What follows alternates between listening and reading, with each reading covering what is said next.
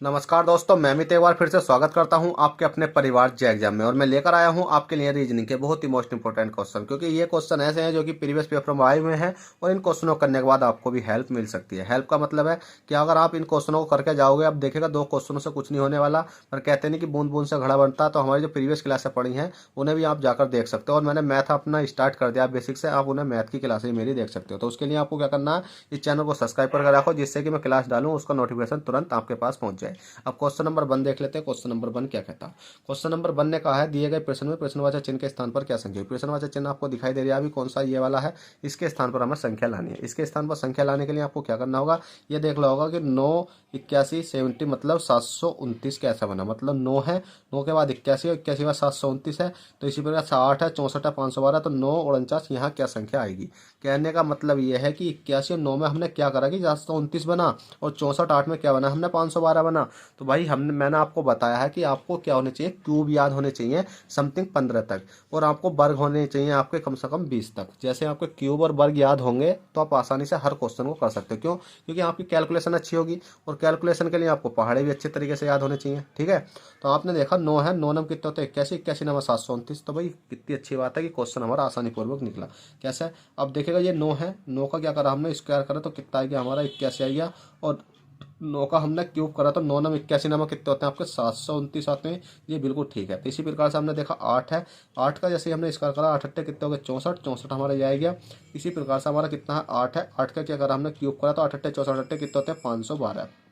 अगर देखिए, अगर आपके क्यूब याद नहीं होते तो इस क्वेश्चन को आप नहीं कर पाते। क्यों?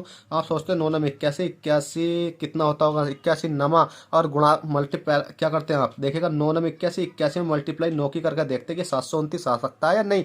करते उसके बाद में अगर कोई सी संख्या एक मिस्टेक हो जाती है, जैसे 81 की जगह आपको कितना 82 आ जाता, मतलब कितना आ जाता, 729 की जगह 730 आ जाता, तो फिर आप क्या करते हैं, माइनस करते। क्यों? कैलकुलेशन करने में गलती भी हो सकती है। अगर आपको डायरेक्ट याद है तो आप खुद ही कर सकते हो। 9 नम 81 नंबर 729, 8 अट्ठे 64 अट्ठे 512, 7 7 49 7 343। तो इसी प्रकार से आपका 7 है, 7 का क्या करो, स्क्वायर करो तो 7 का स्क्वायर कितना होता है, 49 होता है। और 7 का ही जैसे मैंने क्यूब करा तो 7 7 49 7 कितने होते हैं आपके, 343 होते हैं। क्या 343 किसी ऑप्शन में है? जी बिल्कुल, option number 343 option number C में हो जाएगा। अब इन क्वेश्चनों को करने का बहुत आसान तरीका यही रहता है कि आपको क्या है कि कैलकुलेशन अच्छी होनी चाहिए। स्क्वायर और वर्ग याद करने में जो कोई ज़्यादा समय नहीं लगता। जैसे कि 2 दूनी 4 दूनी 8, 3 3 होती है 27, 4 4 16 चौका 64, 5 5 25 5 125, 6 6 36 छक्का 216, 7 7 49 7 343, 8 8 64 8 512, 9 नंबर 81 नंबर 729, 9 के बाद 10 10 100 1000 और 11 11 121 1331। इस प्रकार से 169 मतलब आसानी से कर सकते हो। उसके बाद में आपका क्वेश्चन नंबर 2 है। क्वेश्चन नंबर 2 कहता है, दिए गए प्रश्न में विषम संख्या होगी। विषम संख्या का मतलब है कि इसमें 3 संख्या तो एक सी होंगी और एक संख्या विषम होगी। 3 संख्या एक सी का मतलब है कि 45 6 7 को अगर हम सबको जोड़ेंगे तो जैसे 40 बना 40 बना 40 बना, और ये 45 बनेगी तो यही विषम होगी। या 30 30 30 या 31 बनेगी, मतलब एक संख्या अलग ही जाएगी। अब इसमें जोड़ा मतलब क्या हो सकता है, इसमें 45 6 7 की मल्टीप्लाई हो भी सकती है, और क्या हो सकता है, गुणा भी हो, मतलब मल्टीप्लाई के बाद क्या हो सकता है, इसमें 45 से 6 को भाग भी दे सकते हैं। मतलब कुछ ना कुछ तो इसमें हो रहा होगा।